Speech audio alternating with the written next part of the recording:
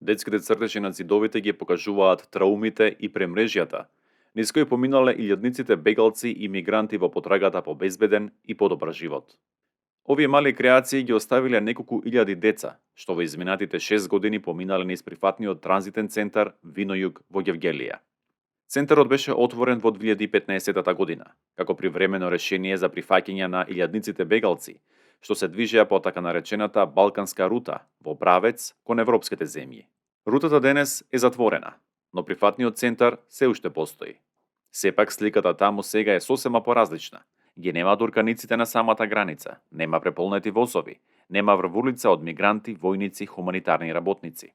Сместувачките контејнери и инфраструктурата веќе се во видлива состојба на долго користење. Сепак на лицата таму им се нудат неопходни мерки за превенција од COVID-19, храна, облека, како и правни совети за можноста за азил во земјава. Денес таму има во просек по 30 на лица.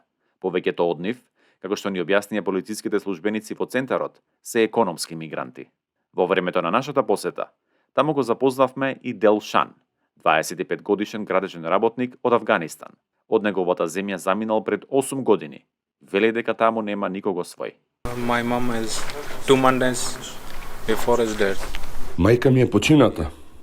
Татко ми загина во експлозија во 2012 година. Немам брат, немам сестра. Сам сум. Само јас сум. Ни рече дека би сакал да бара азил за да остане во земјава. Сепак според коментарите од полициските службеници, повеќето од тие лица повторно заминуваат. Делшан спаѓа во категоријата економски мигранти, а тоа засега не му отвара врати кон ЕУ. Во кампот затегнавме и група кубанци. Не зборуваа англиски јазик, но тоа што го разбравме е дека се движат во обратна насока, од север кон југ. Преку Србија влегле во земјава со намера да се упатат кон Грција, а потоа кон Шпанија.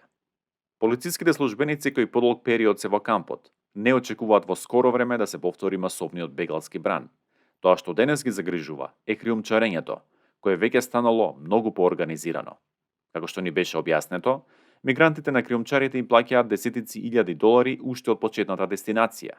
Во случај по пат да ги фати македонската полиција и да ги депортира, ним криумчарската мрежа им овозможува и други обиди, одати преку планински превои се додека не преминат во друга земја.